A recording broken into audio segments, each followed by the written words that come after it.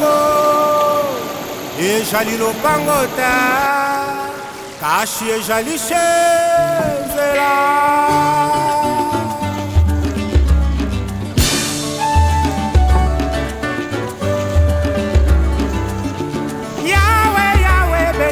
Kongwe Yahweh Yahweh batela mikongo Yahweh Yahweh benisa mikongwe Yahweh Yahweh batela mikongo.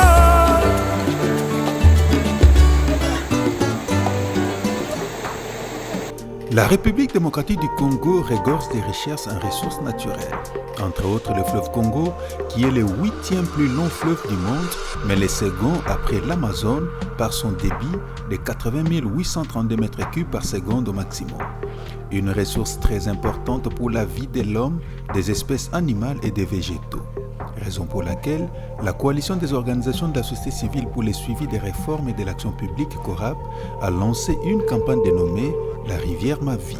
Certes, la rivière est ma vie, estime la CORAP, parce qu'elle contribue essentiellement à la survie sur base de ses fonctions, à savoir l'alimentation, les transports et autres. Cette campagne a permis de mettre à profit la situation du fleuve Congo à partir de Luozi en passant par Inga jusque dans les biefs maritimes Matadi Boma Mwanda. À la question de savoir que représente le fleuve Congo pour les riverains. Biso tokoli à partir de mwana moke mandela ba pêche à la ligne. Et toyebini tokuta fleuve. Fleuve est représenté vie. Je nourris mes enfants avec la pêche, la scolarité, c'est tout. Fleuve pour nangai ils ont représenté nanu déjà bijou pour la vie nanga. Le fleuve pour la biso Kodikli, je vous assure, c'est un atout pour nous parce que nous sommes awa, ba pêcheurs bazali, na boka na biso oyo, biso population nostoliya kambisi, tomela kamai, donc nyonso notre poto lamba, poto sokola bilama, donc c'est vraiment ndenka balobi que l'eau c'est la vie. Donc ils ont représenté richesse moko oyo eza lié directement mingi na ndamu asinde na vanda mingi na ba mama. Tant que maman, tant que moi si vraiment na yebite fleuve mai soki eza te parce que mwana mobali akosala te 3 jours asokoli te, pas de problème. Mais ngai moi si na koki kotikala kosala 3 jours sans que na so. Pour nous, le fleuve est d'abord un don de Dieu. Ensuite, le fleuve peut être considéré comme un lieu d'approvisionnement en ressources alimentaires. Et enfin, le fleuve est un moyen, une voie de déplacement. La majeure partie de la population en milieu rural ne vit que de l'agriculture et de la pêche. À l'instar des communautés riveraines du fleuve Congo dans les zones concernées par la campagne La rivière ma vie. À l'heure actuelle, quelle est la situation de la pêche dans cette partie de la République démocratique du Congo? Bambisi mingi tozala bambisa rapide. Bambisa rapide, on est vivra mingi na point na biso. So tellement étude nango komona bambisi wana emutu tozala ndele ba oyebi so vange. Oyebi luka bambisa rapide. Rapide wana ekomo diminuer. C'est ya kusala biso pasi, même environnement ya pêche, ya fleuve ekoma mabe. Pona ni l'État ne pona environnement ya fleuve tala ba chasse etondi na mai oyo ba plastika etondi okoke no benda file okanisa kwa ya mbisi ezoya nokomona parfois chasse mongo etondi ma chasse na chasse eso basi lokona etondi la rivière na biso nyonso yaka na ebale mbisi ebale kota tina la rivière à tel point que même les paysans qui ont bilanga ndobo azumbisi ya kolia même basi bakoma iko pêcher pe nzungu ya mabundu ya kolia et comment ko salisa déjà famille ata asombi te Thomson azumbisi ye moko parce que mai na biso za riche ba mai nyonso ba source kota mobali nanga moko za pêcheur lelo azotangisa bana na ye na pêche parce que ebale wana kuna nde bakendaka ntango bazozwa bambisi wana ntango ezoya tozoteka mbongo wana yango tozolia mbongo wana kuna mpe tozosalela bamakambo mosusu oyo mpe moto oyo mpe aza na makanisi akoki mpe kotonga akoki mpe kosomba parcelle akoki mpe kosala mwa makambo ya minene mpona kaka ebale. Bon, le fleuve comme histoire, je pourrais dire que depuis longtemps, les villages qui sont alignés le long du fleuve sont des riverains et sont des pêcheurs. Ça leur aide pour la pêche.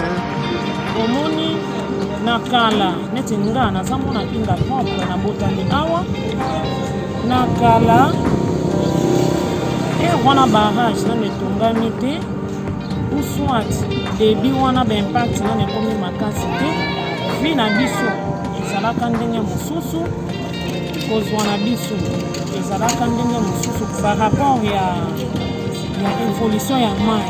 Mais pollution ezokota na bato oyo baza oyo tobengaka bagrand ngolo bazosomba baproduit chodan eza na barenseignement 120 000 francs 140 na moins 1 litre toza na makoki te to population aza na makoki te asomba 10 litre ka bango batie bamoyen po azwa 1000 kilo 700 kilo akende koteka epuis alesa ngulu bato basaleli mosala alo ezobebisa makasi ebale oyo toza na yango pollution d'eau ezoboma makasi ndenge mai ekiti boye ekomaka mwa basource oyo parce que azali kokita bakopolue kobanda awa toza ti vers inga 1 zone nyonso oyo bakopolue yango bakoya na bajipe kosor kozwa bambisi bazokende kotekela lisusu congolais sans ba se rendre compte na produit papa moko azalaki awa mosala ne kopolue elelo aza na se ya mabele parce que bagaz wana ye moko azolambela mai wana azomela yango apolue na ye ekutaki ye vi tolingi pollution te basunga biso mpona pollution yango omoni nga ndenge naza awa soki olobeli nga ke mutu moko boye ata moto ayebisi nga ke mutu moko boye akendaki kotya kisi na fleuve en tout cas namonaka lokola mutu wana aza ennemi na nga nanu avant bato mosusu. Donc aux autorités, il y a maintenant un ministère qui s'occupe de la pêche et ces ministères puissent déployer les moyens nécessaires pour que le cours d'eau puisse être entretenu, parce que de l'entretien de nos cours d'eau dépend aussi la qualité de nos vies. Parce que si on nous amène, on nous sert des poissons qui sont infectés, des maladies et tout ça, ça ce n'est pas bon. Mais un message a été également lancé en direction des pêcheurs, parce qu'eux aussi, ils utilisent parfois des instruments qui sont prohibés. Il y a certains instruments de pêche qui ne sont pas acceptés. Il y a également certains produits qu'ils utilisent pour avoir plus de poissons, mais des poisons, des insecticides qui tuent des poissons, des poissons, mais qui ne sont pas bons pour la consommation. Donc là aussi, nous avons lancé des messages tout à fait clairs pour prévenir, pour avertir le pêcheur que c'est un travail noble qu'ils font. Si nous voulons vraiment manger du bon poisson, nous devons nous aussi, comme pêcheurs, participer à l'entretien de nos rivières, de nos cours d'eau, mais également utiliser des produits acceptés dans la pêche. En ce qui concerne les problèmes que nous sommes en train de vivre aujourd'hui au niveau du fleuve, les problèmes d'ensablement, les communautés vivant à Gwangunzami, Katala, Malela, jusqu'à Kimwabi, un peu plus en bas, donc on se rend compte que le fleuve est en train de connaître un ensablement terrible. Et cet ensablement a pour conséquence la réduction de la profondeur. Et en termes de navigation, on parle de tirants d'eau qui risquent d'être réduits si la passe ou les passes de navires ne sont pas bien entretenues. Et pour nous, cet ensablement, nous pointons du doigt deux faits. C'est des activités, c'est deux causes. C'est-à-dire la mise en service de Inga 2 et les dragailles de la CVM sont des situations réelles pour lesquelles il ne faut pas négliger. Tout projet doit faire l'objet d'une étude d'impact environnemental sérieuse. Sinon, alors on fait de n'importe quoi et puis finalement, ce qu'on croyait faire de bien retourne contre nous. Ici, les pêcheurs ont cité soit des sachets, soit des plastiques ou même l'utilisation des matières toxiques. Alors que les autorités sont capables, je le dis et je le répète aujourd'hui, d'interdire par exemple la production de plastique, d'interdire la production des sachets, de contraindre, d'arrêter ce système d'utiliser des matières toxiques, d'utiliser des outils de pêche qui ne sont pas adaptés, par exemple des moustiquaires et autres. C'est tout ça qui fait que le fleuve aujourd'hui est extrêmement pollué.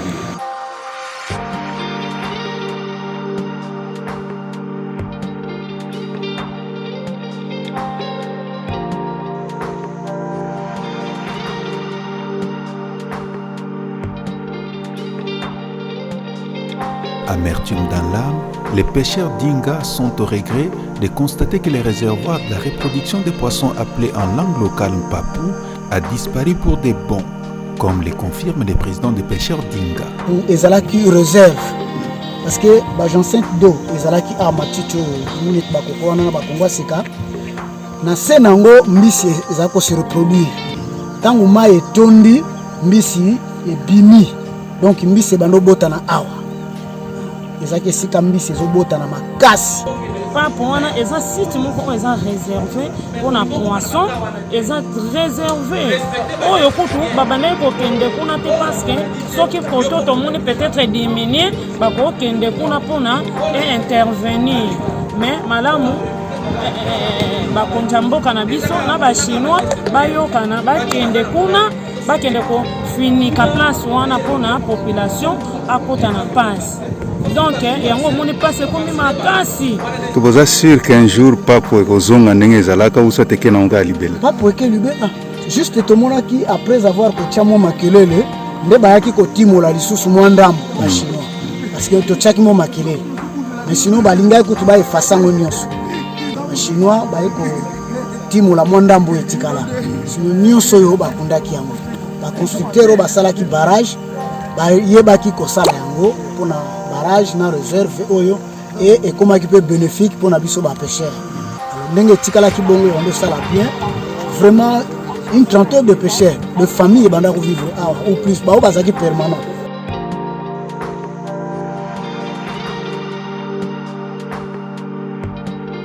Inga est certes aujourd'hui un outil important qui contribue à l'accès à l'électricité en République démocratique du Congo, mais il nous arrive d'ignorer ses effets sur l'environnement et la vie des communautés. Qu'en pensent les communautés locales sur les effets d'Inga 1 et 2 et dans un proche avenir Inga 3 dans leur vie? Parce que jusque là, bayebi biso na muté bana ya Inga, isolo ya Inga 3 ezali lolenge lokola na yebi te contenu ya makambo yango ndenge eza bayebisi ngana muté crête na ngai ya liboso basite na biso nyonso ya pêche ekodisparaître. Lokola basite na biso tout ya pêche ekodisparaître, c'est comme si vie na biso ezokufa na yango. Nazoyoka isolo ya Inga 3 nazoyoka ngo Inga 3 selonga ekolia kobekisa mpona mpona nini? Mpona nini? Mpona pêche oyo esalemaka awa Inga 3 soki aye pêche oyo mwa esalema susu ezali ekosala susu pêche oyo crête toza nango biso mpona Inga 3. Tout d'abord na Inga 1 et Inga 2 population a gagné le population d'abord a gagné le. Quand je dis population, c'est-à-dire ceux qui totali bambuka nyonso les villages proches d'Inga. À Inga, c'est la production électrique. Bambuka oyo eza na bénéfice. Voire même les ayants droit baza na biloko na Inga 1 Inga 2. toza na eloko c'est ainsi comme na inga de toujours bénéficier pour moi inga 3 etongama te peu importe parce que nayebi ke nakozwa na ngai eloko moko te na inga de nazwaki eloko na inga 3 ese nazwa eloko bakokanisela ngai point d'interrogation donc nde naza awa soki otuni ngai makambo ya projet ya inga 3 namona neti okotinga mbeli na motema parce que nazalaka kutu na esengo nango te mpo inga 1 inga 2 etongami na mabele na biso awa na mabele na biso tosede baterre na biso mpona baprojet wana ya inga 1 inga 2 mpo toye kozala bien lobi bino boyaki awa bokutaki courant ezalaki mpe délestage parce que mboka lokola neti inga tokokaki kozala na délestage oui bakante eza ebele mpona construction ya inga 3 pourquoi parce que nano crainte ya liboso eza crainte na koloba eza projet moko tel que eza défini eza projet moko mingi production nango ekozala vraiment donc exporté à l'étranger. Voyez-vous que biso population communauté locale toza na inga 1 na inga 2 awa etongama depuis 1972 inauguré Inga 1, 82, 1982, inauguré Inga 2, mais jusque là, je vous assure que tout a vraiment totalement insatisfait. Donc, tout a délestage les Wakabiso de 6 heures, 4 courants à 6 heures et puis rétablir à 21 heures. Avec Inga 2, tout se retrouver. Donc, économiquement, et ça la même sur le plan social, que ce soit se retrouver à quoi bon Inga 3 Oyo d'ailleurs 4 nango déjà prévu qu'il faut pas délocaliser pour la communauté locale. Jusque là, il ne faut pas délocaliser Bisso. À ta plan moko, il y a délocalisation, on va présenter Bissoté. À ta plan moko, il y a réinstallation, on va présenter Bissoté. Donc vraiment, il y a du flou autour et puis l'opacité même du projet. Bani matia lisusu Inga 3. Siko tozo ebate. Bana wana. Leseli bana tozo tangisa wana moi muke wana o etikala wana. Donc ce sont des craintes justifiées, des craintes pour lesquelles on aurait suggéré que par exemple avec ce qu'on est en train d'envisager, avec la mise en œuvre du projet Inga 3, qu'on puisse réellement pousser l'étude de l'impact de ces projets, l'impact environnemental de ces projets. Qu'on ne puisse pas faire un projet qui va aggraver la situation qui est déjà déplorable aujourd'hui. Quand vous faites placer un barrage au niveau du Potamon par exemple, il faut savoir qu'il y a des impacts en amont du barrage et en aval. Et la question, c'est plus savoir étudier, savoir imaginer un scénario qui ne soit pas catastrophique. C'est-à-dire réfléchir profondément sur ce que le barrage peut faire en termes de dommages collatéraux et étudier comment atténuer ces impacts. Là, on fait usage utile. Mais si on fait seulement un barrage comme ça, sans trop tenir compte de ces paramètres, en amont et en aval, c'est très dangereux. Les conditions d'habitation ne sont pas aisées aux Kankines dans la cité d'Inga. Les communautés locales habitent dans des maisons construites en bois doublé d'une promiscuité qui laisse à désirer. oyebi ke tozobangela maladi wana ya covid-19 parce que soki lelo ekoteli biso na mboka oyo na ndenge toza boye tozovivre na mboka oyo tokangana mais tokokufa biso nyonso.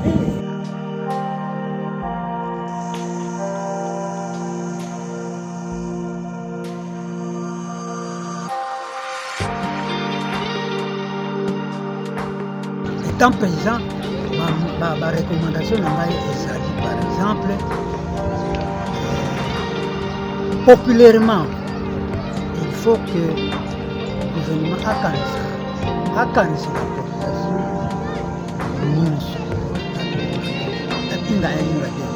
il faut quand même bénéficier ça.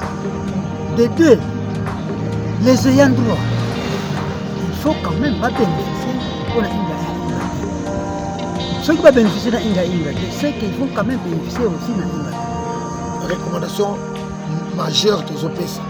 Nous savons que la démocratie, c'est vraiment le pouvoir du peuple, pour le peuple et par le peuple. Mais Tolingi P, ezala lokola projet ya Inga 3. Ezala un projet du peuple, par le peuple et pour le peuple. Et non un projet Oyo et pour y a vraiment Diabiso très mal à l'aise.